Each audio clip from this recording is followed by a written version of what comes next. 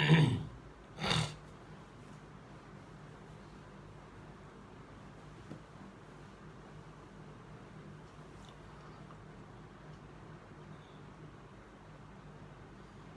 Allah. Barakallah fiih. Masya Allah. IMZ KB Cikgu. Masya Allah. Azli Al-Fansuri. Bismillah. Waalaikumsalam warahmatullahi wabarakatuh. Rafi'i Nur Syam. Waalaikumsalam. Abdul Muiz Ahmad Nubli. Masya Allah. Abang Muhammad Fauzi. Masya Allah. Nur Hisham Muhammad Nur. Abdul Razak Abdul Manaf. Masya Allah. Waalaikumsalam warahmatullahi wabarakatuh. Ya, kita dah sampai ke Tuan Haji Ramizo Abdul Rahim. Masya Allah. Ini kan adakah ini apa tu orang panggil FB private bukan Saya tersilap, takut FB private ya. Tak ramai orang masuk ni. Tak ramai orang masuk. Mungkin malam kot, semua dah mengantuk. Tapi malam masih baru. Masya Allah. Baru 9.30. Masya Allah. Barakallah fi. Waalaikumsalam warahmatullahi wabarakatuh. Haji Suhaimi dah masuk. Syahrul Afendi dah masuk. 53. Masya Allah. Orang Singapura. Masya Allah. Salam daripada Singapura. Alaika alaihi salam. Masya Allah. Nazri Sabran. Masya Allah. Umi Fakariyah, kakak anda. Muhammad Mukhtar.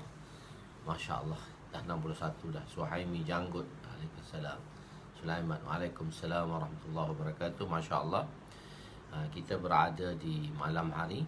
Masya Allah. Perjumpaan seterusnya, InsyaAllah. A'udzubillahi minasyaitonirrajim. Bismillahirrahmanirrahim. Assalamualaikum warahmatullahi wabarakatuh. سبحانك لا علم لنا إلا ما علمتنا إنك أنت العليم الحكيم ولا حول ولا قوة إلا بالله العلي العظيم رب يسر ولا تعسر وتمم بالخير يا فتاح وبك نستعين نحمده ونصلي ونسلم على رسوله الكريم وعلى آله وأصحابه الفاتحين بهديهم إلى الحقيقة المجاز أما بعض أعوذ بالله من الشيطان الرجيم بسم الله الرحمن الرحيم والعصر إن الإنسان لفي خسر إلا الذين آمنوا وعملوا الصالحات وتواصوا بالحق وتواصوا بالصبر صدق الله العظيم وقال النبي صلى الله عليه وسلم لا يؤمن أحدكم حتى يحب لأخيه ما يحب لنفسه وقال النبي صلى الله عليه وسلم نضر الله امرأ سمع مقالتي فوعاها ثم أداها كما سمع رب مبلغ أو آمن سامع أو كما قال عليهم الصلاة والسلام. Jadi alhamdulillah pada siapa-siapa yang belum berdaftar, dan yang sudah berdaftar belum dapat lagi nombor pendaftaran daurahnya. So bolehlah siapa-siapa yang berdaftar. Masya Allah. Umi sampai setapak dah ni. Masya Allah, Umi dah sampai setapak. Tak apa, kita pergi ke tempat 2 tapak pula. Okey, insyaAllah.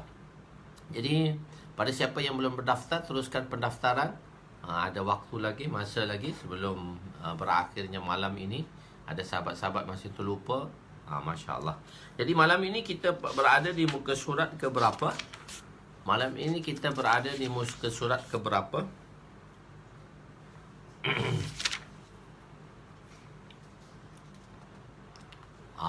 Kena tanya anak murid malam ni. Malam ni anak murid mana ni kita berada di muka surat ke berapa di dalam bab was-was? Belum ada jawapannya lagi.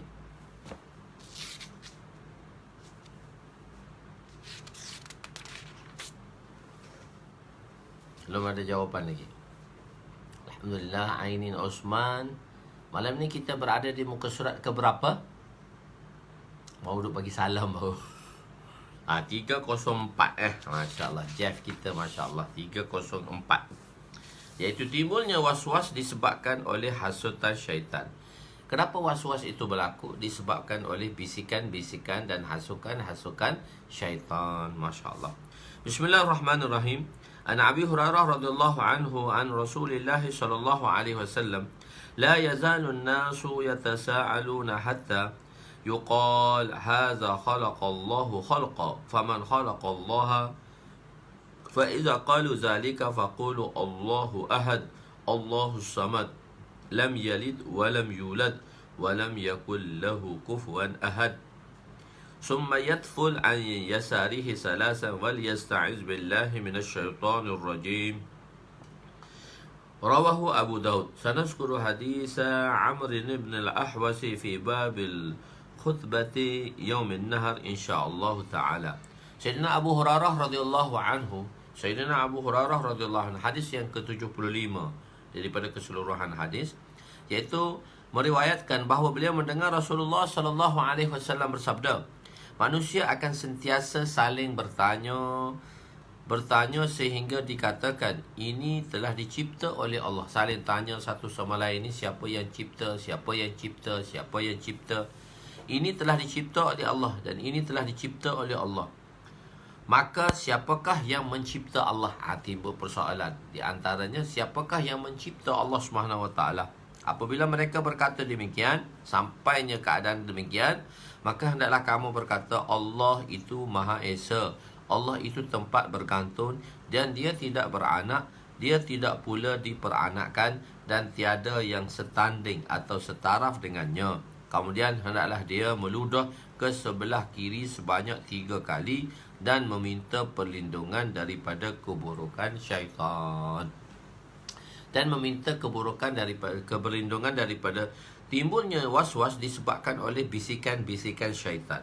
Maka berlindunglah dengan Allah apabila didapati was-was tersebut. Jadi bagaimana Nabi SAW telah sarankan kepada kita untuk kita, dia satu benda yang power ni, satu benda yang power sebagaimana yang telah disarankan oleh Nabi SAW. Sebab tu kita mesti ada iman dan ihtisab. Mana-mana perbuatan yang kita lakukan, mesti kita kena ada iman dan ihtisab. Kita yakin bahawa kita lakukan ini daripada perintah Allah SWT dan juga amalan daripada amalan Nabi SAW. Ini kita yakin, ini perintah-perintah Allah SWT kepada kita semua. Dan kita lakukannya dengan ihtisab, mengharapkan ganjaran. Jadi sebagaimana yang Nabi SAW telah bagi pada kita, itulah sebenarnya ubat yang terbaik, iaitu bacaan yang terbaik, ta'awuz, perlindungan yang terbaik untuk kita menghindarkan diri daripada syaitan. Iaitu Nabi kata memohon perlindungan daripada syaitan. Was-was timbul. Jadi perkhabaran daripada Nabi ialah perkhabaran mengenai perkara yang akan berlaku.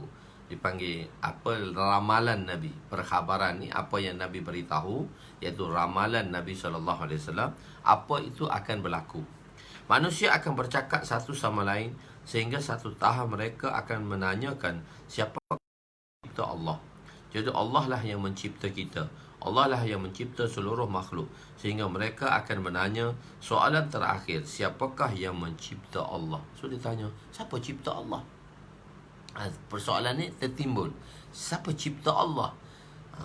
Apabila sampai ke tahap ini, jangan disoal, jangan dijawab soalan itu. Bahkan terus berkata, Allahu Ahad, Allah Maha Esa, Allah Maha Esa, sebagaimana zat dan sifatnya, Allahu Ahad, semua perkara selain daripada Allah asalnya tidak wujud, kemudian ia diwujudkan. Sebelum adanya Allah adalah satu zat yang wajibul wujud, zat yang wajibul wujud, yang mana wajibnya kewujudannya, dan zat yang qadim. Semua benda tak ada apa pun selain daripada Allah. Semua benda tak wujud pun kecuali Allah lah yang wujudkannya. Jadi Allah sentiasa Maha Esa. Allah memenuhi segala keperluan makhluk dan dia tidak berhajat kepada sesiapa pun.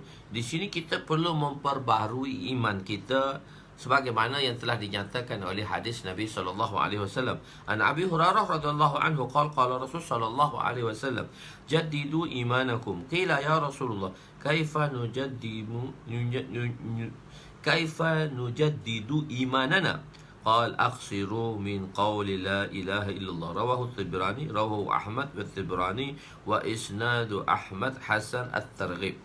Sayyidina Abu Hurairah radhiyallahu anhu meriwayatkan bahawa Rasulullah sallallahu alaihi wasallam bersabda, hendaklah kamu sentiasa memperbaharui iman kamu. Ni Nabi pesan kepada sahabat-sahabat kena selalu memperbaharui iman. Baginda ditanya, ya Rasulullah, bagaimana untuk memperbaharui iman kami? Baginda sallallahu alaihi wasallam bersabda, perbanyaklah ucapan la ilaha illallah. Perbanyakkan. Ada satu riwayat, aksiru min qawli la ilaha illallah, aksiru min zikri la ilaha illallah. Dua-dua riwayat. Perbanyakkanlah sebutan la ilaha illallah, perbanyakkanlah ucapan la ilaha illallah. Telah kita jelaskan dahulu, ucapan la ilaha illallah ni bukan setakat kita ratib, kita la ilaha illallah, la ilaha illallah, la ilaha illallah, la ilaha illallah, Allahu Allah, Allahu Allah, Allahu Allah, Allah, Allah, illallah, illallah, illallah, illallah, illallah, illallah, illallah. Kita ratib Chistiyah. Okey. Jadi bukan setakat kita ucapan la ilaha illallah tadi. Jadi satu ucapan la ilaha illallah, satu ialah lagi kita ceritakan kebesaran Allah. Allah lah yang menghidupkan kita, Allah lah yang mematikan kita, Allah lah yang segala-galanya. Kita menceritakan kebesaran Allah. Kita menceritakan kebesaran Allah. Sebab apa? Supaya apa yang kita ceritakan tadi, dia masuk dalam hati kita, dia menjunan dalam hati kita. Ataupun kita sampaikan dakwah tadi, kita sampaikan dakwah untuk memperbaharui iman kita. Sahibul Masabih telah menyebut hadis Sayyidina Amr bin Ahwas di sini, tetapi pengarang Mishkat, pengarang kedua, tidak merasanya lebih sesuai hadis tersebut dibawa di dalam bab khutbah Yaumin Nahar. Ada satu hadis lagi bagi pendapat Imam Baghawi di sini. Imam Baghawi telah bawa satu hadis, tapi Imam Mishkat, Sahibul Mishkat, pengarang kedua, dia tak bawa hadis tu, dia bawa hanya satu di tempat saja. Sebab hadis yang dibawa oleh siapa? Oleh pengarang kedua, tidak ada hadis berulang. Sebab tu untuk pilih satu-satu hadis yang berulang tadi, beliau hanya meletakkan satu tempat saja yang paling sesuai bagi pendapat beliau, mengikut terjemah ataupun topik yang beliau nak sampaikan di dalam kitab beliau. Mungkin oleh sebab itu beliau tidak menyatakan hadis itu di sini. Mungkin kerana hadis itu lebih sesuai diletak di tempat di sana. Tempat sana lebih sesuai dengan maknanya, dengan mafhumnya, maka hadis itu akan dibentangkan di sana. Fasal ketiga. Fasal yang ketiga ialah fasal yang mana tambahan daripada pengarang kedua. Pengarang kedua tahu nama dia siapa? Jangan lupa itulah Sahibul Mishkat, atau kita panggil dia Allamah Tibris, Allamah Waliyuddin rahmatullah alaih. Jadi berjaga-jaga daripada was-was syaitan. Jadi kita kena berhati-hati dan berjaga-jaga daripada was-was syaitan. So diulangan sedikit hadis yang mana lafaznya agak berbeza, tapi mafhum dan maknanya mungkin sama. Wa an Anas radhiyallahu anhu qala Rasul sallallahu alaihi wasallam, la yabrahan nasu yatasaaluna hatta yaqulu hadza Allahu khalaqa kulla syai' wa man khalaqa Allahu azza wa jalla. Rawahu Bukhari. Wali Muslim qala Allahu azza wa jalla, inna ummataka la yazaluna yaqulun ma za ma kaza ma kaza hatta yaqulu hadza Allahu khalaqal khalqa faman khalaqa Allahu azza wa jalla. Sayyidina Anas bin Malik radhiyallahu anhu meriwayatkan bahawa Rasulullah sallallahu alaihi wasallam bersabda, manusia akan sentiasa saling bertanya sehingga mereka berkata, Allah yang mencipta setiap perkara, maka siapakah yang mencipta Allah? Hadis lafaz itu dalam riwayat Imam Bukhari rahmatullah alaih. Dalam hadis yang diriwayatkan oleh Imam Muslim, sedikit penambahan, dinyatakan bahawa Rasulullah sallallahu alaihi wasallam bersabda, Allah Subhanahu wa taala berfirman. Ini hadis kursi. Allah Subhanahu wa taala Rasulullah sallallahu alaihi wasallam bersabda dan Allah SWT berfirman. Itu tandanya hadis kursi. Sesungguhnya umatmu akan sentiasa berkata, yakni bertanya satu sama lain, apakah ini, apakah ini, sehingga mereka berkata, inilah Allah yang mencipta setiap ciptaan, maka siapakah yang mencipta Allah? Jadi dia akan jerumuskan kita kepada perkara yang mana perkara-perkara yang tak sepatutnya kita bincang, yang tak sepatutnya kita tanya. Siapa yang mencipta Allah? So Allah lah zat yang Maha Esa, wal awwalahu wal akhirahu wal zahiru wal batinu. Dialah yang awal, dialah yang zat yang awal dan yang akhir, dialah yang zahir dan dialah yang batin. Itu zat Allah. Soalan ini terhasil daripada was-was syaitan. Sebab apa soalan yang timbul? Sebab syaitan dia telah was-waskan bagaimana cara-cara was-was yang diletakkan di dalam hati anak Adam. Soalan ini datang daripada ummatul da'wah, umat yang tidak perlu, umat yang perlu didakwahkan.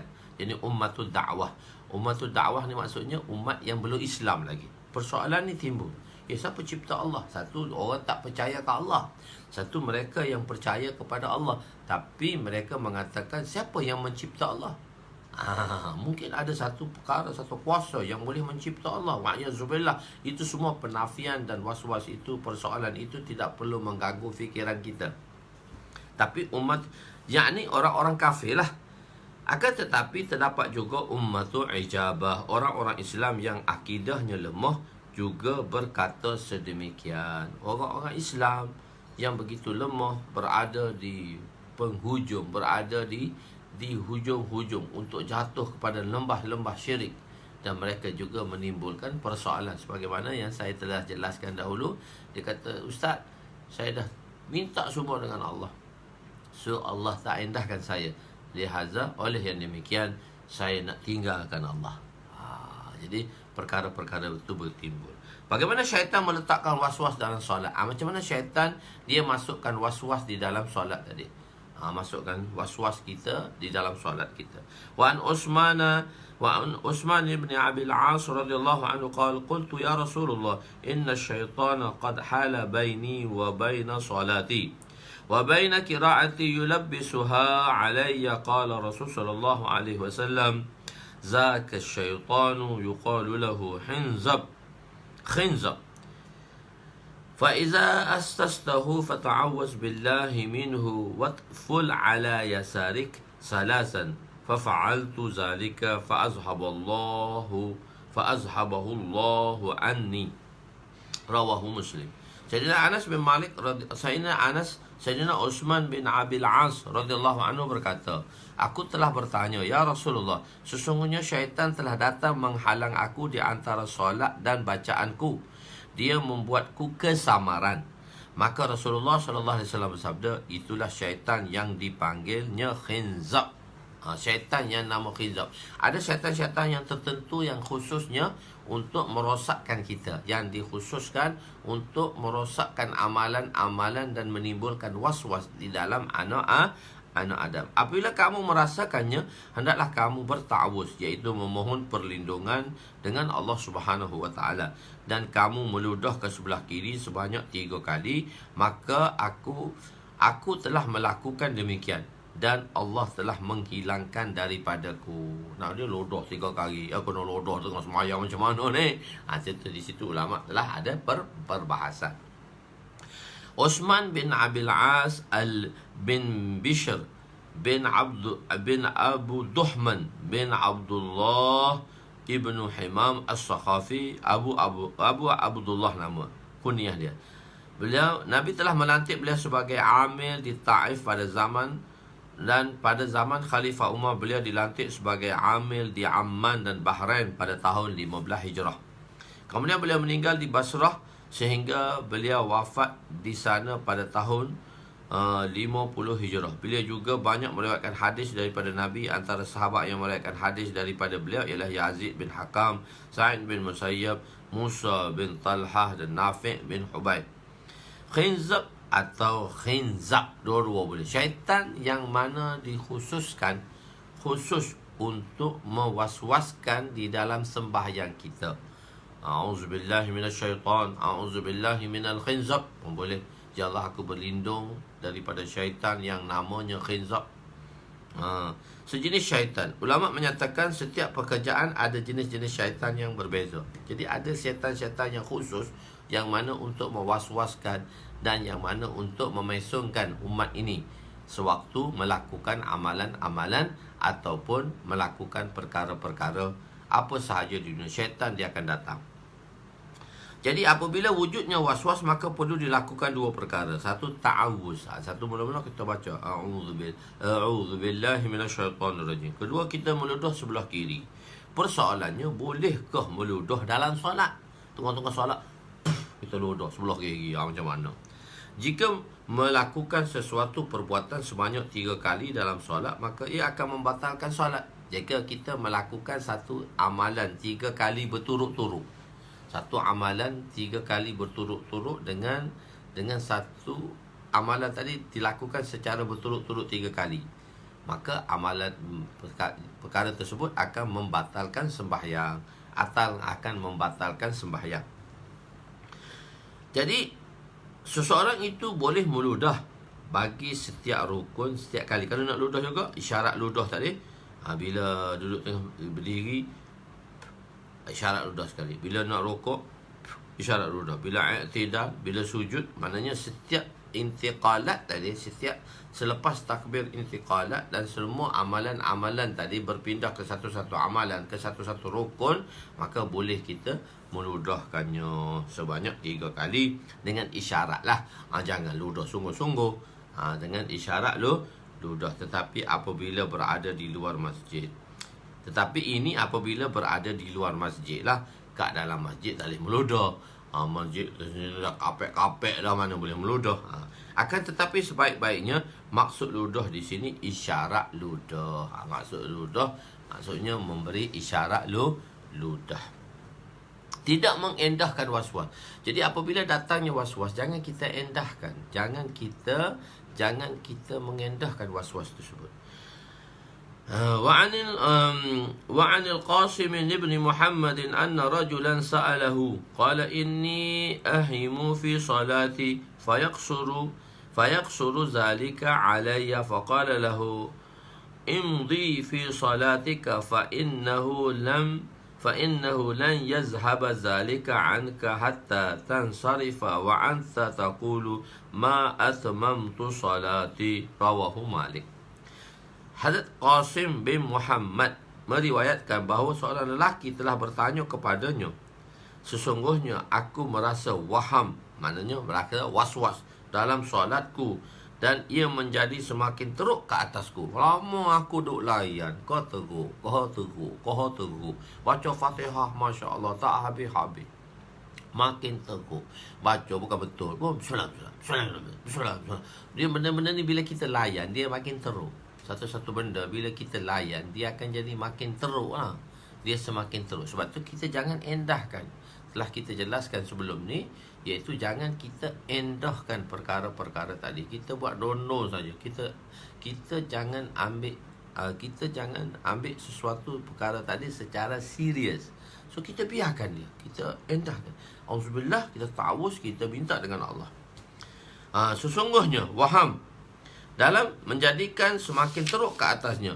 Maka Hazrat Qasim bin Muhammad berkata, teruskanlah solatmu, sesungguhnya perkara ini tidak akan hilang sehingga kamu selesai dan kamu berkata, aku masih belum menyempurnakan solat. Jadi selagi kita tak selesai, selagi tu dia buat.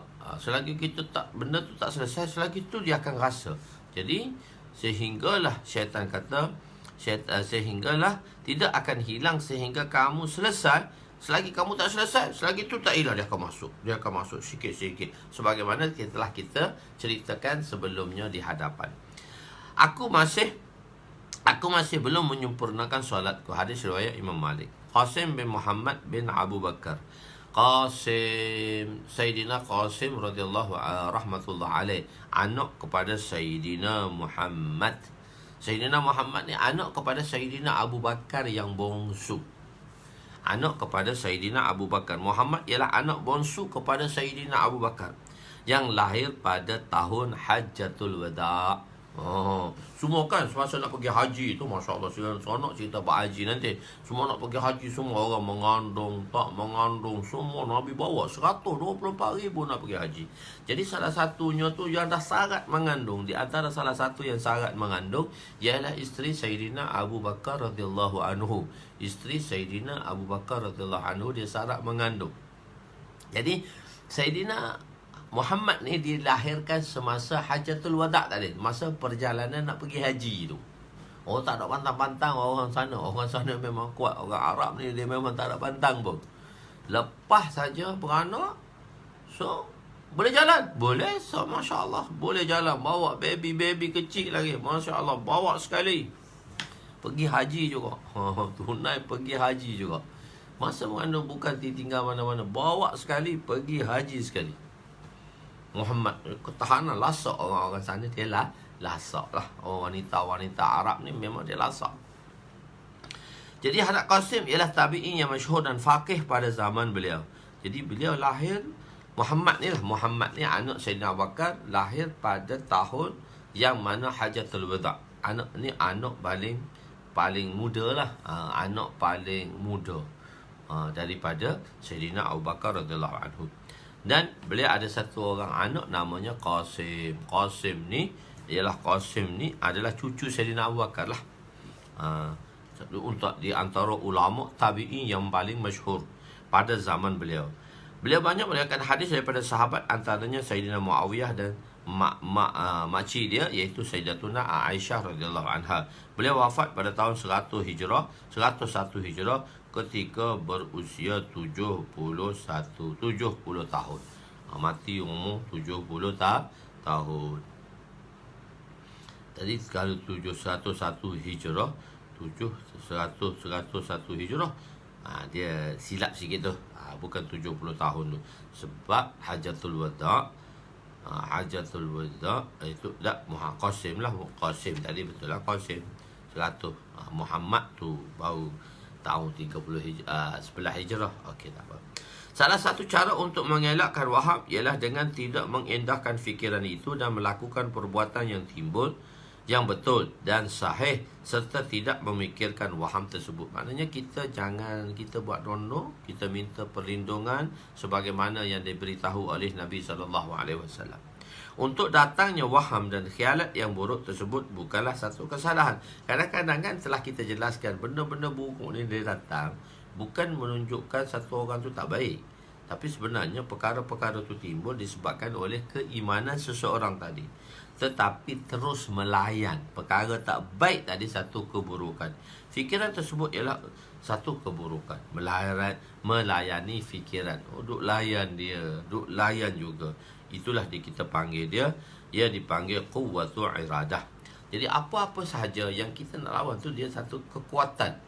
Perlu ada timbul kekuatan dalam diri kita, iaitu dia panggil quwwatu iradah. Quwwatu iradah ni ketahanan dalaman lah. Kita mesti mempunyai kekuatan untuk melawan perkara-perkara tersebut. Wallahu alam.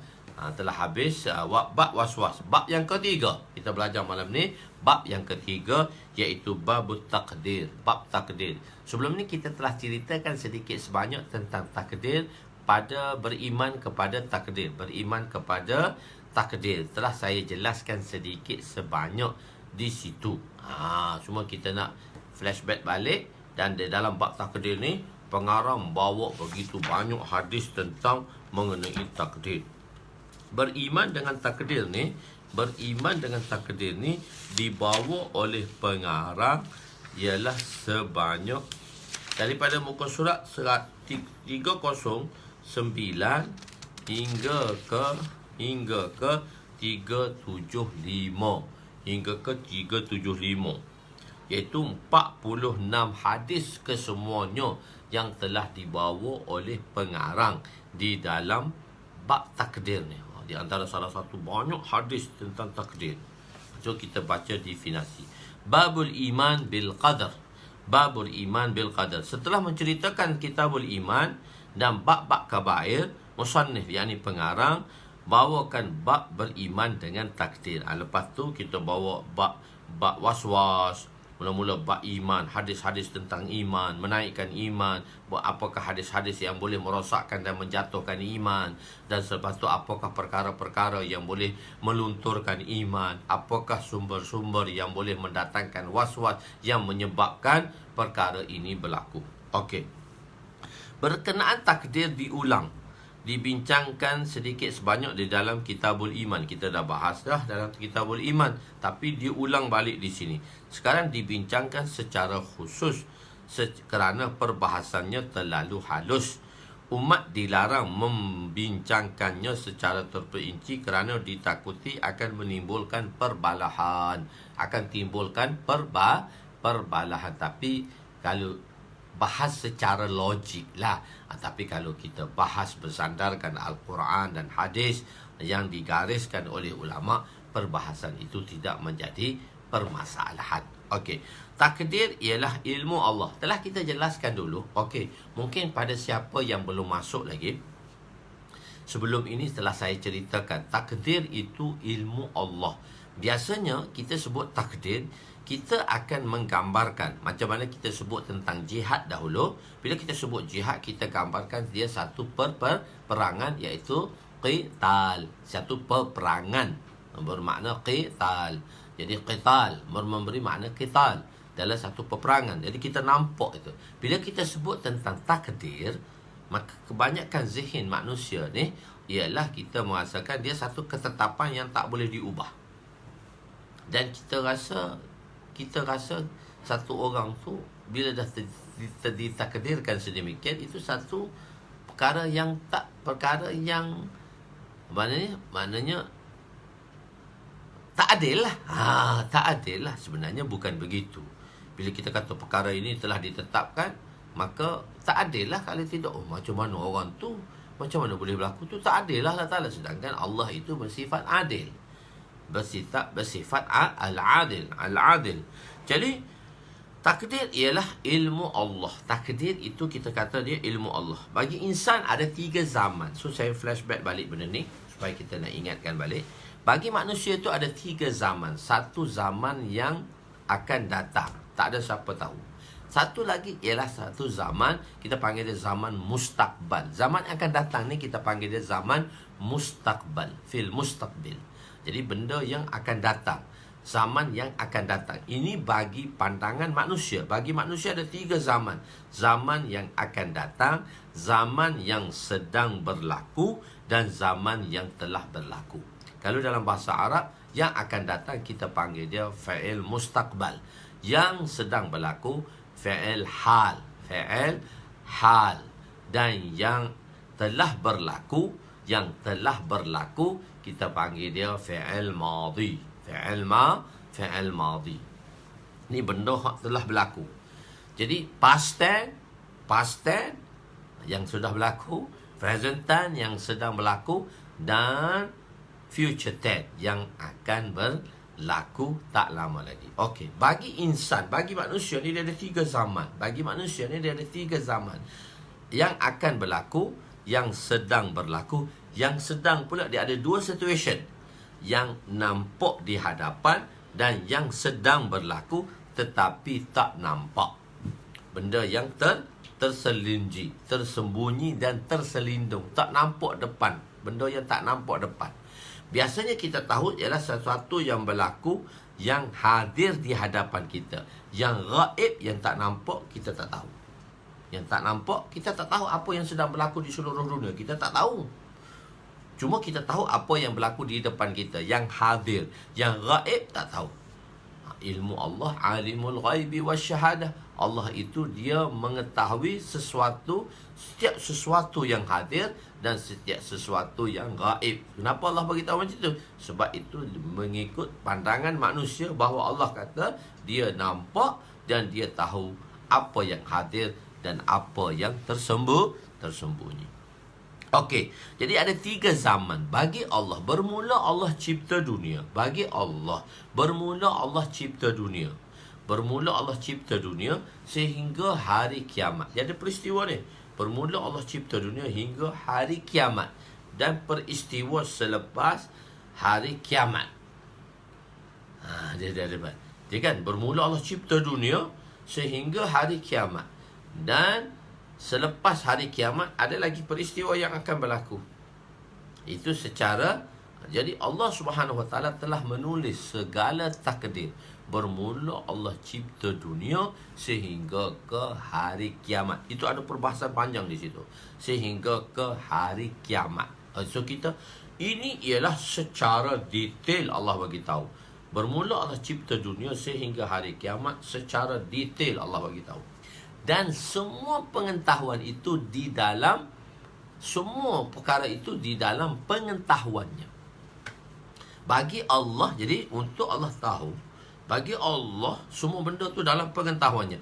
Jadi bermakna bermulanya Allah cipta dunia sampai hari kiamat, kesemua peristiwa itu satu zaman saja di depan Allah, sedang berlaku dan hadir, tidak tersembunyi. Perkara yang mana bermula Allah cipta dunia sampai hari kiamat, bagi kita ada 3 zaman: past tense, present tense, dan apa dia? Dan future tense. Bagi Allah hanya satu zaman saja. Bagi Allah satu zaman saja. Semua benda ni satu zaman saja. Bermula Allah cipta dunia hingga ke hari kiamat, satu zaman saja, iaitu zamanul hal, yang sedang berlaku dalam keadaan apa dia? Yang hadir, yang tak tersembunyi sedikit pun. Allah mengetahui. Pengetahuan inilah yang kita namanya takdir. Pengetahuan yang tidak terselindung di dalam ilmunya. Pengetahuan dalam ilmu dia lah. Ilmu tu pengetahuan lah. Maknanya takdir itu ialah ilmu Allah yang mana tidak terselindung walaupun sedikit. Ketetapan yang berada di dalam pengetahuannya. Okey, sebelum tu ya, beriman kepada qada dan qadar. Beriman kepada qada dan qadar. Beriman kepada qada ni beriman kepada qadar. Iman bil qadar, dan qada dan qadar. Okey. Apa itu qadar? Apa itu qada? Qadar ialah pengetahuan, ketetapan. Qadar ialah pengetahuan secara ijmali. Ilmu secara ijmali. Pengetahuan secara kasar. Qada ialah pengetahuan secara terperinci. Okey, apabila seorang ingin membina sebuah rumah, maka dia akan plan, dia akan rancang rumah itu di dalam kepalanya. Dia ada rancang dalam kepalanya, aku nak buat sebuah rumah lah. Dia satu tanah yang 500 dan 5,000 kaki. So aku nak buat rumah tadi 10, 60 kali 40, ataupun 60 panjang, 40. Rumah dia lebar rumah dia tu 40. Banglo lah dia kata 40, lebar 40, panjang 60 kaki. Jadi 60 kali 40. So dia akan plankan di dalam kepalanya, dan diceritakannya kepada arkitek. Dia kata, saya nak buat 4 biji bilik, 1 ruang tamu, 1 ruang tamu, dan 1 dapur basah, 1 dapur kering. Wanita kan dia nak 1 dapur basah, dry kitchen, wet kitchen. So dia nak macam tu. Ada tempat tetamu, ada beranda, ada rumah dan sebagainya. Okey, ada bilik dan sebagainya. So maka dia pun apa yang dirancang yang berada di kepalanya tadi, maka itu kita panggil dia qadar. Itu qadar tu. qadar. Maknanya secara ijmali, secara kasar. Okey. Qada itu apa qada? Bila dia beritahu kepada arkitek, maka arkitek pun lukislah sebuah plan dengan rumahnya begini. Maka dalam plan tadi dia akan lukislah biliknya, berapa besinya, pintu, berapa besi dia kena ikat, dia nak konkrit dengan berapa ketebalan besinya. Di sini berapa tebal besi, banyaklah semua detail, berapa simennya, berapa banyak simennya, berapa kepekatan simennya, semua detail. Yang dilukis oleh arkitek tadi, yang dilukiskan oleh arkitek tu, kita panggil dia qada. Maka sebuah rumah itu dibuat sebagaimana yang telah dilukiskan oleh arkitek. Batu mahal arkitek ni. Mahal. Buat plan gitu pun berpuluh-puluh ribu, beratus-ratus ribu harga dia. So, itulah qada dan itulah qadar. Maksudnya qada itu ilmu Allah yang secara kasar, yang ilmu Allah secara kasar, dan qada itu ilmu Allah secara detail. Dan ilmu Allah, pengetahuan Allah, itulah namanya takdir. Maknanya semua benda, semua pengetahuan, semua benda tentang semua perkara, bermula Allah cipta dunia sehingga hari kiamat, maka apa dia? Itulah ilmu Allah. Jadi takdir itu ialah ilmu Allah yang tidak ada di dalam pengetahuan kita. Jadi ilmu Allah tu terlalu luas, dan ilmu kita tu cetek. Okey. Takdir ialah ilmu Allah.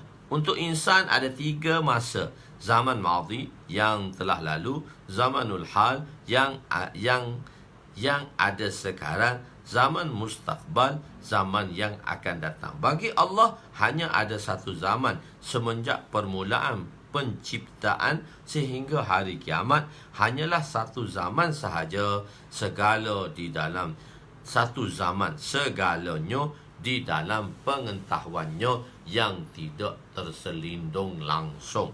Jika seorang ingin membuat sebuah rumah, maka dia akan membuat perancangan dan dia akan lakarkan tadbir yang ada di dalam fikiran. Itu dinamakan qadar. Lakaran yang dibuat di atas kertas oleh arkitek itu namanya qada. Terbentuknya sebuah rumah itu ialah tadbir daripada qasdul insan.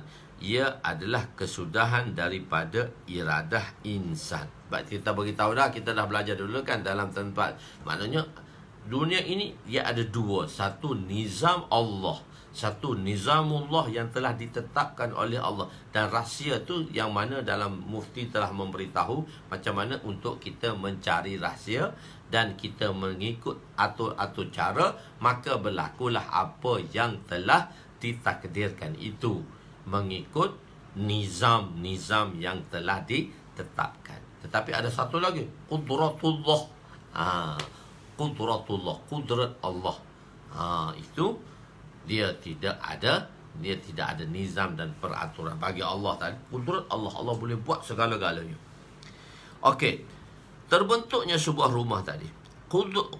Qadrullah ialah ilmu Allah secara ijmali. Mana? Qadrullah, qadarullah tu ilmu Allah secara kasar. Qada'ullah ilmu Allah secara tafsili, yakni secara terperinci. Apa yang ingin dilakukan oleh Allah telah ditulis dalam Lauh Mahfuz, dan apa yang akan berlaku tidak berbeza sedikit pun dengan apa yang ditulis di Lauh Mahfuz. Siapa yang akan ke syurga, siapakah yang akan ke neraka, semua perkara itu ditulis dan itulah yang berlaku. Apa yang Allah tulis, itulah yang berlaku. Cuma Allah SWT tidak memberitahu kepada kita. Firqah Jabariyah. Firqah Jabariyah ni satu firqah yang terpesong akidahnya. menyatakan bahawa manusia itu majbur, mahaz, dipaksa sepenuhnya. Manusia ni tak ada ikhtiar. Manusia ni dia tak ada ikhtiar. Dia ni macam robot. Dia di remote control kan. Ini firqah Jabariyah. Dia kata kita ni tak ada apa. Semua tu Allah kontrol kita pula. Tidak ada ikhtiar. Maknanya kita tidak ada ikhtiar. Manusia, firqah batil yang lain ialah Mu'tazilah, mengatakan Allah tu mencipta manusia dan manusia mencipta perbuatannya. Ada juga golongan dia kata perbuatan manusia tadi tidak termasuk di dalam takdir, iaitu ketetapan yang berada di dalam pengetahuannya. Tak ada dalam takdir. Dia kata apa tu ditentukan oleh manusia sendiri selepasnya. Ada golongan yang mana kita manusia ni macam batu, ikutlah macam robot aja, kena remote control. Ada kata tak, manusia tu menentukan segala-galanya untuk dirinya. Firqah batil ini sudah tiada lagi. Cuma ideologi mereka masih wujud. Ada lagi orang yang berfikiran sedemikian. Oleh itu insan yang menentukan. Inilah insanlah yang menentukan baik atau buruknya. Itu dia kata. Itu firqah Mu'tazilah. Ahlus Sunnah wal Jamaah. Ahlus Sunnah wal Jamaah berpendapat, Ahlus Sunnah wal Jamaah berpendapat baik dan buruk kedua-duanya dicipta oleh Allah. Baik ke buruk ke semua daripada Allah. Baik ke buruk ke semua daripada Allah. Itu kita beriman. Dan telah saya jelaskan dahulu sebelum ni, baik itu daripada Allah dan kita kena yakin buruk itu daripada Allah. Tetapi Allah SWT mengajar kita satu peradaban. Dan yang mana kita kata hak baik itu daripada Allah, yang kurang itu daripada kelemahan saya. Ma asabaka min hasanatin famin Allah, ma asabaka min sayyi'atin famin nafsi. Apa sahaja yang baik itu katakannya daripada Allah, tetapi apa yang buruk itu katakannya bahawa itu daripada diri kamu. Bahawa itu adalah daripada diri kamu. Okey. Jadi itu sebab saya dah jelaskan dahulu sebelum ini, satu peradaban. Maknanya kita bila bercakap, dia ada peradaban. Baik buruk kita percaya daripada Allah, tapi dari segi percakapannya kita perlu ada peradaban. Okey. Dah kita jelaskan, kita tak nak panjang di situ. Jadi firqah batil ini mengatakan jika dikatakan Allah itu mencipta perkara yang buruk, maka kita telah sandarkan keburukan itu kepada Allah. Jadi firqah batil ni kata tak, Allah cipta hak baik, hak buruk tak cipta. Kita ahli sunnah kata wal jamaah, kita berantikad baik buruk semua daripada Allah. Cuma kita diberi satu peradaban. Kita diberi satu peradaban dari sudut peradaban bercakap. Misalkan kat dunia ni semua peradaban. Firqah batil ini mengatakan jika Allah, tapi firqah batil ni dia kata jika gini, tengok, jika Allah cipta benda yang baik, okeylah kita sandarkan kebaikan itu kepada Allah. Tapi jika Allah cipta yang buruk, maka kita sandarkan keburukan itu kepada Allah. Sedangkan Allah berfirman, dia dalil. Firqah ni mereka pun ada dalil Quran dan hadis, tetapi mereka faham lain. Mereka faham ayat tadi mengikut akal mereka, bukan mengikut nakal. Mereka mengikut akal mereka. Jadi mereka jawab, mereka kata, mana boleh Allah cipta hak buruk? Ni Allah kata, fatabarakallahu ahsanul khaliqin. Maka nyatalah kelebihan dan ketinggian Allah sebaik-baik pencipta. Allah cipta hak baik aja dia kata. Ni dalil mereka pun Quran juga. Dia kata mana Allah kata dia cipta hak buruk? Tu Allah kata, fatabarakallahu ahsanul khaliqin. Allah lah yang mencipta sebaik-baik ciptaan. Sebab itu mereka mengatakan Allah itu tidak khalik kepada af'al. Maka jawab, sebab itu, jadi dia kata bila Allah mencipta hak kebaikan, ni mereka ambil dalil ni. Jadi sebab itu baik buruk itu ditentukan oleh insan. Baik buruk itu ditentukan oleh insan. Jadi takdir insan tadi tidak, apa namanya, perbuatan insan tadi tidak termasuk di dalam takdir. Insan itu menentukan perbuatannya sendiri. Insan tadi menentukan segala perbuatannya. Jadi baik buruk tu, Mu'tazilah kata baik buruk tu bukan dalam takdir. Insan yang mentakdirkan diri. Dia adalah khalik kepada af'alnya. Dia adalah pencipta kepada setiap perbuatannya. Dia percaya Allah tu mencipta dia, tapi insan itu mencipta perbuatannya sendiri. Jadi perbuatan insan itu tidak termasuk di dalam takdir Allah. Ini pendapat yang batil, iaitu Mu'tazilah. Okey, boleh faham saya kata. Jadi Ahli Sunnah menjawab. Dia kata Ahli Sunnah menjawab. Ahli Sunnah kata apa dia? Ahli Sunnah wal Jamaah kata, engkau tak baca betul-betul. Engkau tengok ayat ni. Ayat ni dijawab pula. Wallahu khalaqakum wa ma ta'malun. Allah lah yang mencipta kamu dan apa yang kamu kerjakan. Mana pulaknya segala pekerjaan kamu tu tak termasuk dalam takdir. Allah yang ciptanya. Wallahu khalaqakum. Kum tu ialah maktuf alaih. Wa ma ta'malun, dan apa yang kamu lakukan tu maktuf alaih. Semua itu adalah apa dia? Maf'ul bihi kepada khalaqa, yang mana fa'ilnya lafaz Allah tadi. Kalau di segi nahwunya begitulah. Begitu. Jadi Allah lah yang mencipta kamu dan Allah lah yang mencipta segala perbuatan kamu. Dia nak nafikan sebab dia kata hak baik tu daripada Allah, hak buruk tu bukan daripada Allah. Jadi manusialah yang menentukan kebaikan dan keburukannya. Manusia itulah yang menentukan hala tuju hidupnya. Dan manusia kata perbuatan, Mu'tazilah kata perbuatan manusia itu tidak termasuk di dalam takdirnya. Dia tak ada dalam takdir. Dia tak ada sangkut paut dengan takdir. Kita kata tak. Kita kata Allah. Kita jawab balik. Allah cipta kita dan Allah cipta setiap perbuatan kita. Cuma kita diajar peradaban. Kita diajar peradaban. Allah yang mencipta kamu dan kerja buat kamu. Surah As-Saffat ayat 96. Ahli Sunnah berpendapat di sini ada dua. Satu Khaliq, satu Kasib. Satu Khaliq dan satu Khalaq, iaitu Khalaq mencipta, dan satu lagi Kasab, berusaha. Mu'tazilah ni dua-dua. Allah lah yang Khaliq kepada insan. Allah lah Khalaq. Khalaq ni mencipta. Allah lah Khaliq. Khaliq ni sang pencipta. Allah lah Khaliq kepada insan, dan insan itu Khaliq kepada af'alnya.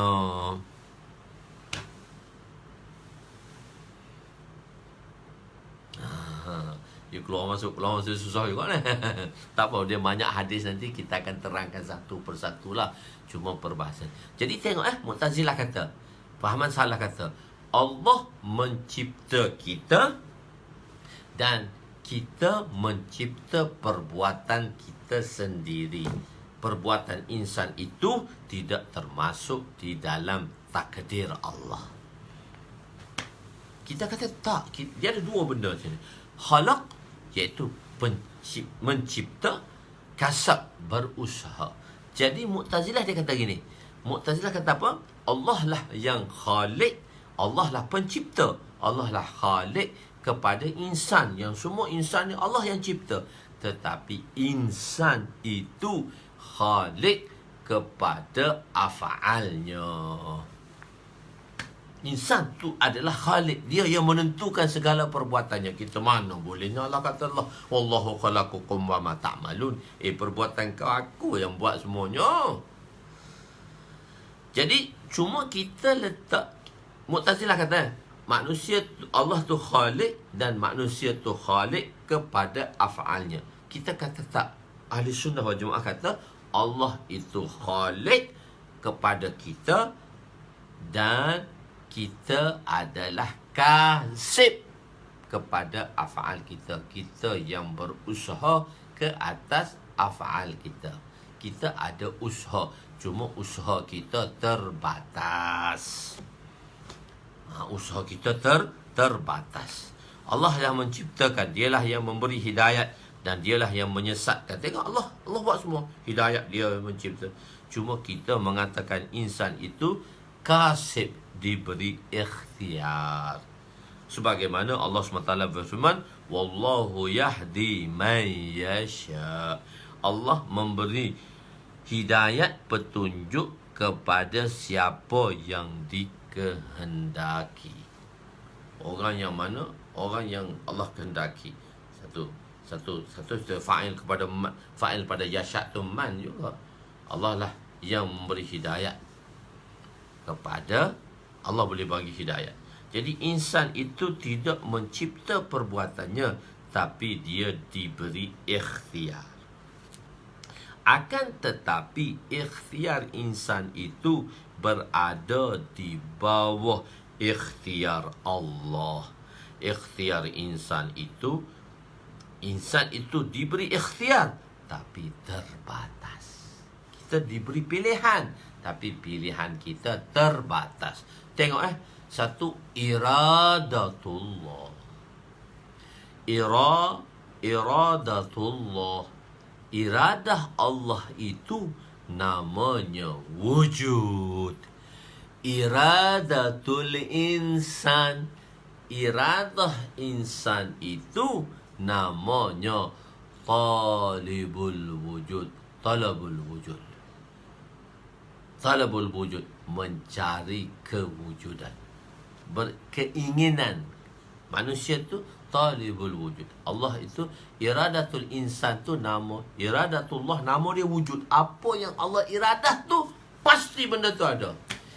Iza arada syai'an an yakula lahu kun fayakun. Iza arada Allah syai'an an yakula lahu. Bila Allah beriradah untuk melakukan sesuatu, kun fayakun.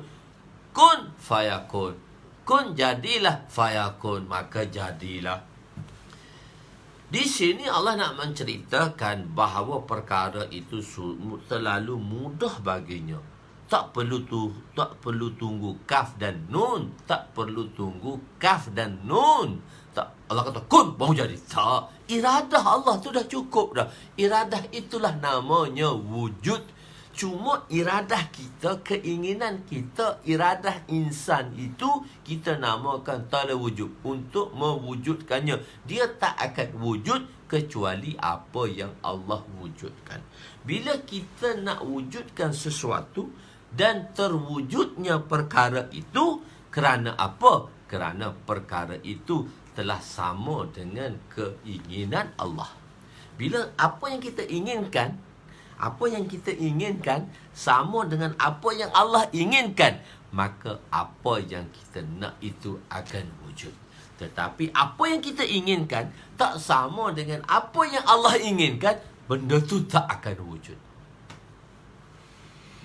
Wa ma tasha'una illa an yasha Allah. So Allah ni, mengikut ahli sunnah wal jamaah, Allah Ta'ala dia hanya bagi pada kita pilihan. Kita ada pilihan, cuma pilihan kita terbatas. Kita dibatasi.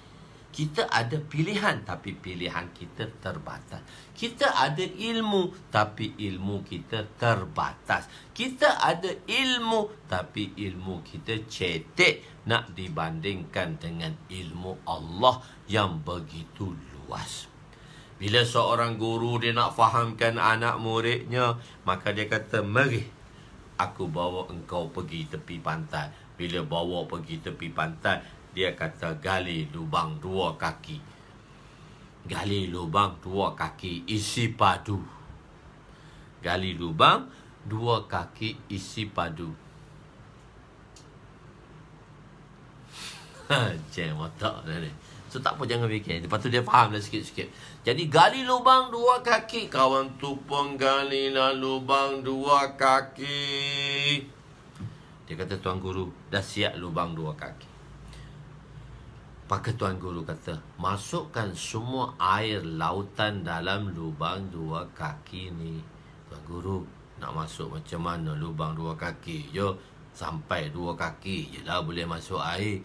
Dia kata, itulah otak engkau. Lubang 2 kaki sahaja. Itulah otak engkau. Lubang 2 kaki sahaja. Itulah pengetahuan kamu. Lautan itulah ilmu Allah yang tiada bertepi. Itu satu pemisalan saja.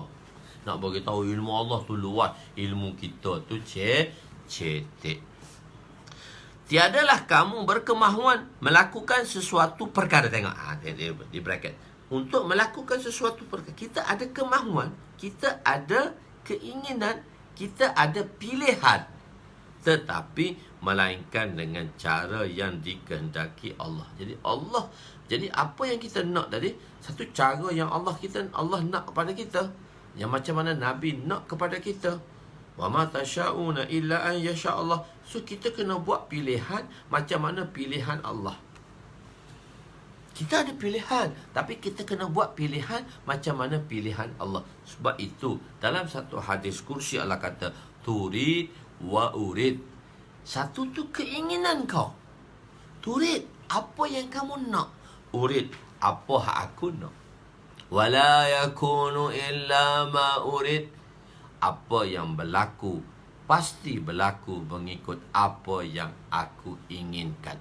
Cuma Allah bagi kaedah. In sallamtani fima urid, a'taituka fima turid.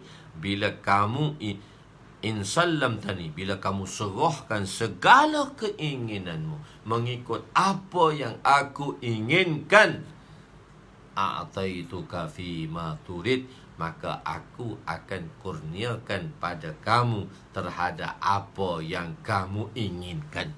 Wa inna da'ani fima urid, apabila kamu menentang apa yang kami inginkan, ata'abtuka fima turid, aku akan letihkan kamu terhadap apa yang kamu inginkan. Wala yakunu illa ma urid, apa yang akan berlaku mengikut apa yang aku inginkan. Tak berlaku macam mana kamu nak, berlaku macam mana aku nak. Jadi situ tiadalah kamu berkemahuan. Maknanya apa saja. Wa ma tasya'u, tidaklah kamu berkemahuan. Maksudnya kamu berkemahuan. Apa sahaja kemahuan yang kamu nak lakukan tadi, tidaklah, ma tu manafiah, tiadalah kemahuan, melainkan kemahuan yang Allah nak. Jadi kita kena sadurkan keinginan kita mengikut apa yang Allah inginkan. Allah inginkan. Tiada tanda bahawa insan itu bukan majbur. Kenapa kita bukan dipaksa? Kenapa kita tidak menjadi Jabariyah? Kita tidak dipaksa. Sebab robot dia tidak ada penyesalan. Dia bukan dipaksa, dia tak menyesal. Jadi kenapa tanda bahawa insan itu bukan majbur, mahaz, ialah penyesalan terhadap sesuatu perbuatan pada kalangan setengah manusia menunjukkan bahawa dia tidak dipaksa sepenuhnya. Jika dipaksa, maka tiada wujud penyesalan. Dia tak ada paksa. Tiada wujud penyesalan. Jadi, apa dia? Oleh yang demikian, Allah berfirman, فَمَنْ شَاءَ فَلْيَكْفُرْ فَمَنْ شَاءَ فَلْيُؤْمِنْ وَمَنْ شَاءَ فَلْيَكْفُرْ. Jika dia dipaksa, maka tidak wujud penyesalan. Dia tak ada paksa. Dia tak paksa. Tu hari pilihan pada kita. Dan kalau kita kata kita dipaksa, kalau sesuatu dia dipaksa, dia tak ada perasaan lah. Bila dipaksa, dia tak ada perasaan. Robot, dia tak ada perasaan, dia tak ada penyesalan. Bila dia di remote controlkan, dia dah di remote controlkan, dia tak ada perasaan pun. Dan bila satu benda yang tak ada perasaan, maka tak timbulnya penyesalan. dibunuh orang. Dia tak rasa bersalah pun. Dibunuh orang, robot dia bunuh orang, dia tak bersalah pun. Tapi manusia, kalau dia bunuh orang, berdebatin dia. Bersalah ya aku bunuh tu, bersalah tu. Tak betul tu. Maka siapa yang mahu, tapi dalam ayat ni, siapa yang mahu beriman, hendaklah dia beriman. Tiada paksaan. Siapa yang mahu kufur, biarlah dia mengingkarinya. Bukan bermakna seorang itu boleh memilih jalan kekufuran. Tak. Cuma sini nak bagi tahu bahawa tiada paksaan. Tetapi kalau siapa pilih jalan kekufuran, habis dia kena. Jadi bukan bermakna ayat ni kita boleh pilih. Ikutlah, kau nak bersyukur ke, kau nak beriman ke, tak nak beriman. Itu terpulang. Ini bukan maksud ayat ni. Sebab apa? Haiwan mempunyai ihsas. Haiwan ni dia ada sensitivity. Ihsas. Dia boleh dia ada rangsangan. Haiwan pun ada rangsangan.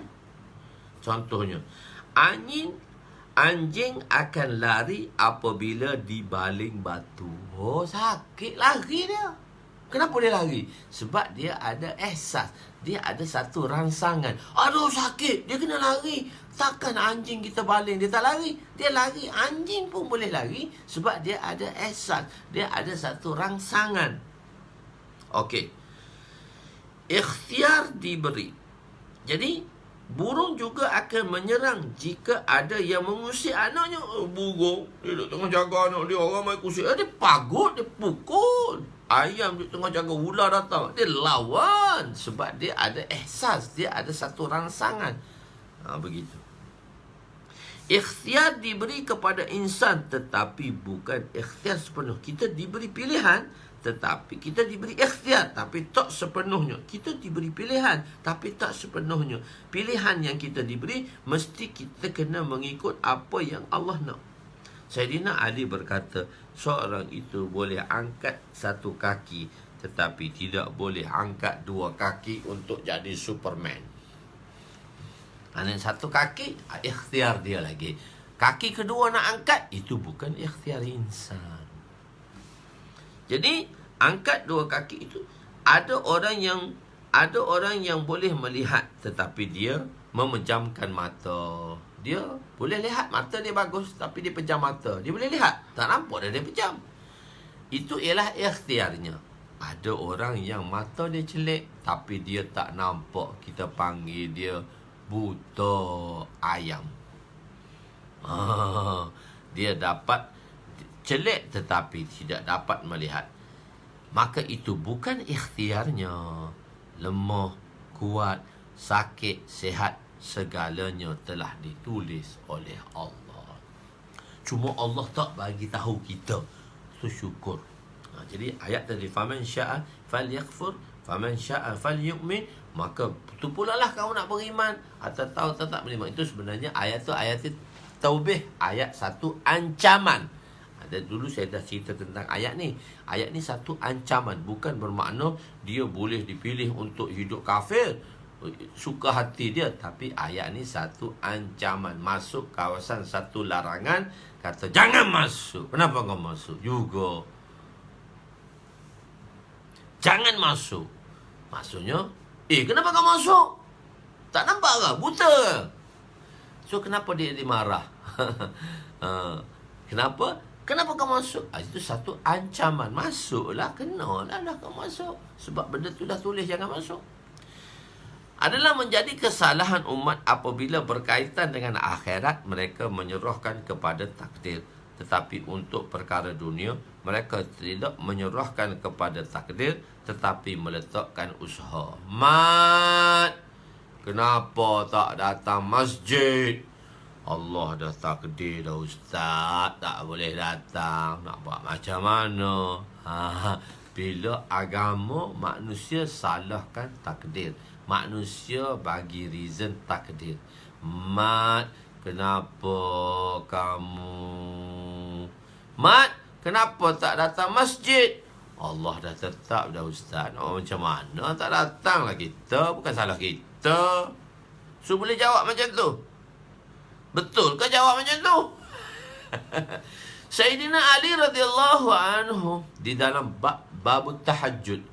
Babut tahajud dalam Bukhari, babut tahajud dalam hadis kedua. Hadis ini datang dalam riwayat Bukhari.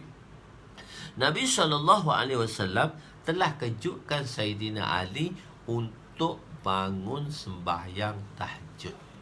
Bagus pak mentua kejut menantu bangun tahajud. Tak ada dah sekarang pak mentua kejut menantu bangun tahajud.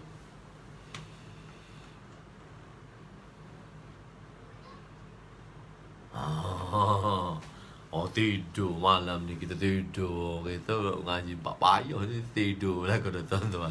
Mana nak faham? Tak apa. Nanti kita ulang balik lagi. Kita ulang sikit lagi. Okey, banyak hadis-hadis yang akan datang nanti. Bab takdir ni dia tuan-tuan kalau fresh, insya-Allah dia tak tidur dan tuan-tuan akan faham. InsyaAllah dengar lagi dan lagi, dengar lagi dan lagi. Bukan setakat faham, boleh terang ke orang pula. Jadi akhirat kita tak boleh segah kat takdir. Jadi Sayyidina Ali, Nabi kejut dia bangun tahajud. Dia tak bangun. Bila Nabi tanya pagi esok, Ali, kenapa tak bangun? Ali kata, Allah tak bangunkan saya. Macam kita jawab juga. Bila Ali jawab macam tu, Nabi tepuk paha. Yadribu fakhidahu. Nabi tepuk paha. Yadribu fakhidahu. Nabi telah menepuk kedua pahanya. Ada orang kita tak boleh marah. Bila kita nak marah, kita marah pada diri kita je. Kita kacik gigi, kita kancing gigi. Gerak, kita tahan sabar. Kita tak boleh nak marah. Ada orang kita tak boleh nak marah. Orang yang kita sayang, takkan kita marah? Pukul anak tu sindir menantu. Pukul anak, sindir menantu. Pak mentua, mak mentua, takkan nak marah kat menantu? Dia pukul anak kita. Dia pukul anak. Bahasa Melayu, bahasa dia tepat. Pukul anak, sindir menantu. Nak marah kat menantu, takkan nak pukul menantu. Mana boleh pukul menantu? Pukul anak lah. Pukul anak menantu tu, pukul cucu dia tu. Pukul cucu tu sebenarnya nak ajar menantu. Ada orang tak boleh kita marah. Orang yang kita sayang, kita tak boleh marah. Kita nak marah, kita lepas gerak. Geramnya ku budak ni. Tapi kenapa kita tak pukul? Sebab orang tu kita tak boleh marah. Makan hati je lah sepanjang hari. Tak boleh nak marah, tak sabar. Tak boleh nak marah. Takkan Nabi nak marah kat Sayyidina Ali? Nabi pun tepuk paha dia. Yadribu fakhizahu. Nabi telah menepuk pahanya sendiri. Sebab apa? Liizhari ta'assubi. Kerana Nabi tak suka jawapan Ali yang sedemikian. Menyatakan kepada takdir. Nabi tak marah, Nabi tepuk dia sendiri je. Pukul anak, sindir menantu. Ada orang kita tak boleh marah. Ada orang kita tak boleh marah. Ada orang kita tak boleh marah. So kita, jadi sebab itu kita tak boleh marah. Jadi gitu, faham? Jadi adalah menjadi kesalahan umat apabila berkaitan dengan akhirat, maka menyerahkan kepada takdir. Tetapi perkara dunia mereka tidak menyerah takdir, tetapi meletakkan usaha. Mat, hari Ahad pun bekerja juga ke? Ustaz, hari Ahad ni ramai kedai tutup. Hari Minggu kalau kedai tutup, 5 buah kedai biasanya buka. Tak tahu hari ni 1 kedai je buka. Masyuk. Sebab apa? Manusia meletakkan kepada usaha dunia. Manusia kata dunia ni ada usaha. Akhirat lepas tak ada. Akhirat kita peluk tubuh. Kita tentukan pada takdir. Ini salah. Sebab itu dunia ini tidak perlu usaha sungguh-sungguh. Tetapi jika sebaliknya ia maka ia benar. Jadi dunia ni orang anggap kena kerja. Akhirat tak apa tak kerja pun. Dia kata Allah dah takdir dah, kita ikut aje lah. Dunia tak boleh, kena usaha. Sebenarnya dunia akhirat sama je, kita kena usaha. Akhirat lebih-lebih lagi kita nak usaha, sebab kita nak hidup di akhirat. Dunia ni tak apalah. Nabi kata bekerjalah untuk duniamu seolah-olah kamu nak hidup 1000 tahun, dan bekerjalah untuk akhiratmu seolah-olah kamu nak mati esok hari. Apa maksud dia? Oleh kerana manusia faham macam ni, oleh kerana nak hidup lama kat dunia, buat projek besar-besar sebab nak hidup 1000 tahun lagi. Macam nak hidup 1000 tahun. Buat usaha macam nak hidup 1000 tahun. Kena usaha, kena cari harta macam nak hidup 1000 tahun. Sebenarnya tak, bukan faham macam tu. Maksudnya dunia ni panjang. Kalau tak boleh cari hari ni, esok ada lagi. Kalau tak boleh esok, lusa ada lagi. Kalau tak boleh lusa, tulat ada lagi. Kalau tak boleh tulat, tulen ada lagi. Tapi akhirat, tak buat esok tak ada dah. Kalau tak buat akhirat, maka dia tak akan ada lagi esok. Esok akan datang, tetapi harinya berlainan sudah. Untuk hari ini tak akan datang lagi esok. Untuk akhirat, dunia tak apa, tak ada hari ni esok ada lagi, tak ada esok lusa ada lagi. Okey. Jadi kalau kita kata dunia ini tak perlu kita usaha sungguh-sungguh, tak apa, dunia ni jangan usaha-usaha, kerana ia telah ditetapkan. Tetapi akhirat kena usaha sungguh-sungguh. Tak apa. Kalau kata gitu tak apa. Tapi jangan kata begitu, Allah tangan, tolonglah bantu aku. Kau malas kau minta dengan orang, mana boleh. Kerana tak kata macam tu, tak apa. Dunia ni tak payah. Dunia ni apa ada. Okey, begitu. Jadi sebab itu ulama berkata, al-ajru biqadri musyaqqah. Ganjaran itu diberi dengan sebab kesusahan. Ad-dunya al-ajru biqadri musyaqqah. Ganjaran itu berkadaran dengan kesusahan. Ad-dunya biqadri muqaddar. Dunia tadi berkadaran dengan takdir. Dunia tak apa, kita serah kat takdir. Jangan usaha. Akhirat tak apa. Tapi sebenarnya kita kena dua-dua, minta kebaikan dunia akhirat. Tapi kalau akhirat kita buat lebih tak apa. Insan itu dinamakan mukallaf. Cuma kita insan dinamakan mukallaf. Insan itu dinamakan mukallaf. Nak sambung lagi ke? Nak berhenti? Nak sambung ke? Nak berhenti? Tuan-tuan mengantuk kan? Semua nak mengantuk dan nak sambung kan nak berhenti? Okey, kita sambung sikit lagi.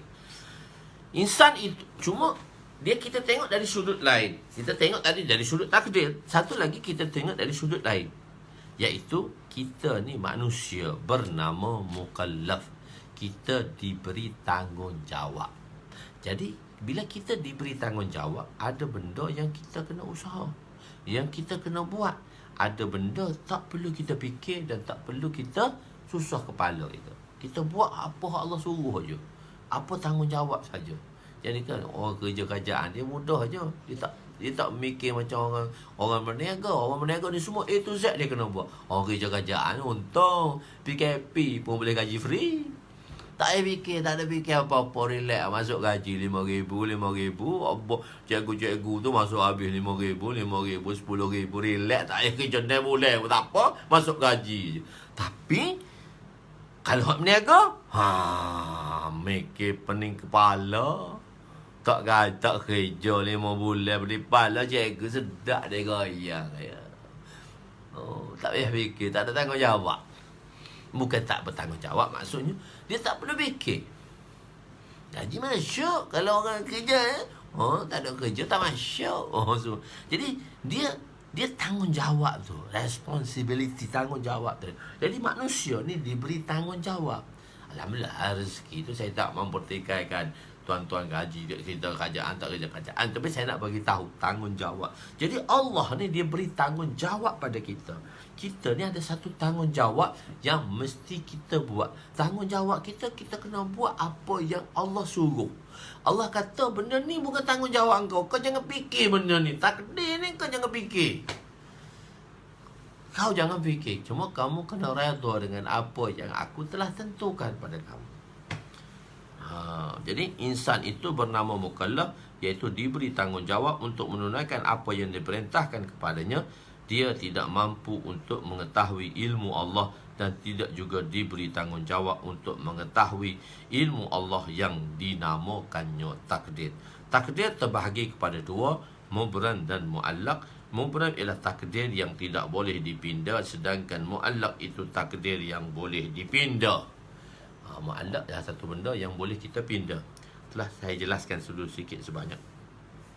Jika seorang itu melakukan, ini muallaq. Jika seorang itu melakukan sesuatu yang baik, maka usianya akan ditambah daripada 70 hingga ke 80. Maka itu adalah namanya muallaq. Bagaimana pula menentukan takdir mublam atau muallaq? Hanya Allah sahaja yang mengetahui mana mubram, mana muallaq. Kita tak boleh tahu. Telah saya jelaskan dulu untuk muallaq ni, untuk mubram dan qada mubram dan qada muallaq ni. Iaitu apa dia maksud qada mubram, qada muallaq ni? Qada muallaq iaitu Nabi kata doa boleh mengubah takdir. Doa boleh mengubah takdir. Sedekah boleh memanjangkan usia. Doa boleh ubah takdir. Maksud takdir di situ takdir yang muallaq. Kalau takdir mubram tak boleh. Pahala sedekah boleh memanjangkan usia. Kalau sedekah boleh memanjangkan usia, maka sedekah boleh memanjangkan usia, maka dengan sedekah tadi usia dia ditambahkan. Tapi kalaulah sedekah tadi tidak boleh memanjangkan usia, tapi dia ada keberkatannya.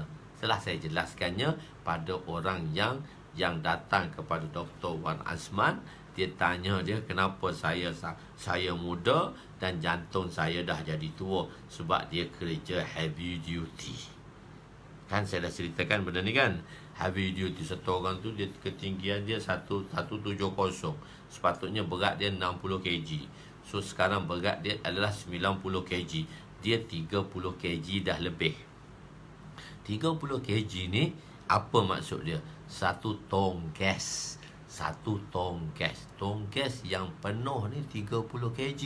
Kalau kita angkat tong gas daripada tingkat 1 ke tingkat 2, kita mengah tak?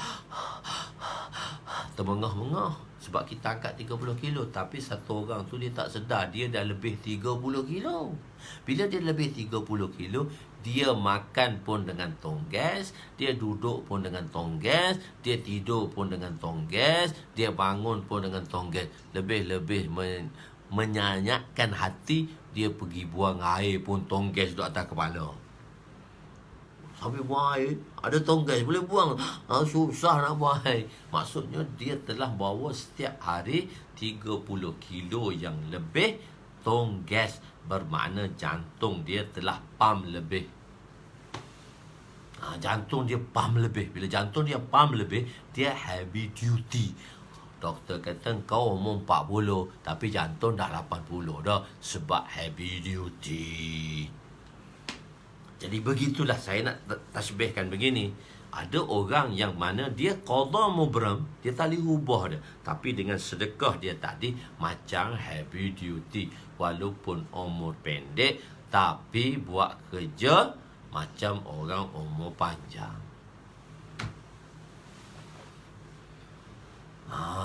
Macam orang umur panjang. Makin sasalah badan kau, hari-hari angkat tong gas.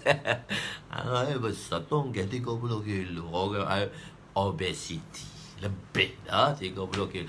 Maknanya dia dah heavy duty. Jadi orang yang mana qada muallaq ni, qada mubram ni, kita dah faham. Kalau orang tu dia qada mubram, Nabi kata apa? Dengan sedekah dia boleh panjangkan usia. Usia dia tak panjang dah, tetapi pahala dia banyak. Pahala dia banyak sebab dia buat kerja heavy duty. Boleh faham? Boleh faham dah tu. Saya dah ceritakan dulu keadaan. Jadi amantu billah kama huwa bi asma'ihi wa bi sifatihi. Allah adalah qadir mutlak untuk memasukkan semua manusia ke dalam syurga, dan qadir mutlak untuk memasukkan semua manusia dalam neraka. Tak ada siapa pun boleh tanya Allah. Allah Ta'ala boleh buat baik, boleh masukkan orang baik ke dalam syurga, dan Allah buat masuk orang baik ke dalam neraka. Tapi Allah boleh buat masuk orang jahat dalam syurga. Tak ada siapa boleh tanya. La yus'alu amma yaf'alu, la yus'alu amma yaf'alu, la yus'alu amma yuf'alu, la yus'alu amma yaf'alu, hum yus'aluna. Allah kata la yus'alu amma yaf'alu. Mu tak payah tanya apa hak aku buat. Hum yus'aluna, tapi hak mu buat aku semua kena tanya. Aku akan tanya semua sekali. So Allah Ta'ala dia boleh buat apa? Cuma Allah telah buat satu perjanjian dia. Orang yang baik ke syurga, orang yang jahat ke neraka. Tapi Allah boleh buat orang yang baik ni semua masuk neraka. Dan Allah tak zalim pun. Tak ada siapa boleh kata Allah itu zalim. Kecuali manusia je kata Allah Ta'ala zalim. Tahun 70-an, tahun awal 80-an, saya ingat lagi kat Kelantan tu, apabila penanam tembakau, penanam pokok tembakau ni dah nak masuk, nak kutip hasil dah, turun hujan, berendam hujan, pokok tembakau berpuluh-puluh hektar berendam hujan, habis tembakau tu buruk akar. Oh, mari bawa pedang nak lawan Allah. Nak lawan Allah. Nak lawan Allah macam mana dah. Dia kata, Allah, kenapa kau turunkan hujan pula masa nak masak ni? So nak lawan Allah. Jadi buat tu nak orang bila dia itu kita dari segi ketuhanan. Allahu Akbar. Nak lawan Allah Ta'ala. Jadi hak baik, maknanya hak baik dia. Jadi tetapi Allah telah berjanji untuk memasukkan orang yang baik ke dalam syurga dan orang yang zalim ke dalam neraka. Ini ialah wa'datullah yang wajib untuk memasukkan orang yang baik ke dalam syurga dan sebaliknya. Wa'datullah itulah yang mewajibkan. Sesuatu yang wajib itu, mujib itu bukannya amal, tapi mujib itu wa'datullah. Telah kita jelaskan dahulu. Wa'datullah itulah sebenarnya wujud. Allah telah berjanji dengan zatnya, dan Allah itu tidak mungkir janji. Ikhtilaf di kalangan ulama, adakah antara ghani dan syakir dan fakir yang sabir? Siapakah orang kaya yang bersyukur atau orang fakir yang bersabar? Hak mana baik? Sama, yang mana afdal? Zahirnya fakir yang sabir, Allah memasukkan seorang itu. Tapi hak baiknya orang yang fakir lagi bersabar, itu lebih baik daripada orang kaya yang pemurah. Itu dari sudut yang berbeza lah. Kadang sudut orang kaya itu lebih murah, kadang orang baik, orang yang fakir itu lebih baik. Allah memasukkan seseorang itu ke dalam syurga dengan rahmatnya. Sayyidina Uthman radhiyallahu anhu, Abdurrahman bin Auf adalah antara asyarah mubasyarah yang mereka orang yang kaya. Begitu juga antara sahabat, mereka akhir-akhirnya menjadi kaya. Jadi ada di kalangan sahabat yang kaya, tapi Nabi memilih jalan kemiskinan. Nabi memilih jalan kemiskinan. Ma syubi'an Nabi sallallahu alaihi wasallam yaumaini mutatabi'aini hatta qubiza. Ada Aisyah kata, ma syubi'an Nabi min khubzin sya'ir yaumaini mutatabi'aini. Ma syubi'an Nabi tidak pernah kenyang dengan roti yang diperbuat daripada tepung bali, yaumaini, 2 hari, mutatabi'aini, berturut-turut, hatta kubiza, sehinggalah wafatnya Nabi. Aisyah kata, 9 tahun aku tak pernah tengok Nabi makan kenyang, makan roti hari berturut-turut, tak pernah tengok. Maknanya Nabi memilih jalan kemiskinan. Telah kita bincangkan dalam harta Nabi dahulu. Begitu juga dengan sahabat. Tapi sahabat las-las semua jadi kaya. Dalil yang menunjukkan pendapat yang rajih tadi adalah Nabi katakan, al-faqru faqri, kebanggaan itu kebanggaanku. Nabi pilih, dan Nabi memilih ikhtiar sebagai miskin. Tetapi ada pendapat mengatakan kaya yang bersyukur itu lebih baik daripada fakir yang bersabar. Dalilnya, kadul faqru an yakuna kufra, kefakiran itu hampir-hampir membawa seorang itu kepada kekufuran. Jadi hal-halnya kita bersyukur pada Allah. InsyaAllah kita akan bincangkan masalah takdir ni pagi esok jam 6.45 pagi. Wallahualam, kita berhenti di situ. Tuan-tuan tak boleh nak hazam dah, termasa mengantuk dan sebagainya. InsyaAllah, moga Allah mudahkan, dengar lagi dan lagi. InsyaAllah ada 46 hadis ni kita akan bahaskan di sini perlahan-lahan, lama-lama insyaAllah. Lama-lama kita akan fahamlah sikit. Allah akan fahamkan kita insyaAllah. Tuan-tuan buka betul, minda bagus, bangun tahajud malam ni, doa, ya Allah fahamkanlah aku takdir, mudahkanlah aku beramal dengan takdir. Pernah doa macam tu? Rasa tak pernah pun lagi. Wallahu a'lam. Aku qouli hadza, astaghfirullahal azim li wa li walidayya wa li jami'il muslimina wal muslimat wal mu'minina wal mu'minat ala ahya'i minhum amwat bi rahmatika ya arhamar rahimin ya awwalal awwalin wa ya akhiril akhirin wa ya dzul quwwatil matin wa ya rahimal masakin wa ya arhamar rahimin. Zalamna anfusana wa illam taghfir lana wa tarhamna lanakunanna minal khasirin. Wa sallallahu ala sayyidina Muhammadin wa ala alihi wa sahbihi ajma'in. Alhamdulillahirabbil alamin. Bukan pakai cincin baru, tangan luka. Buat sikit, bukan cincin baru. Wallahu a'lam.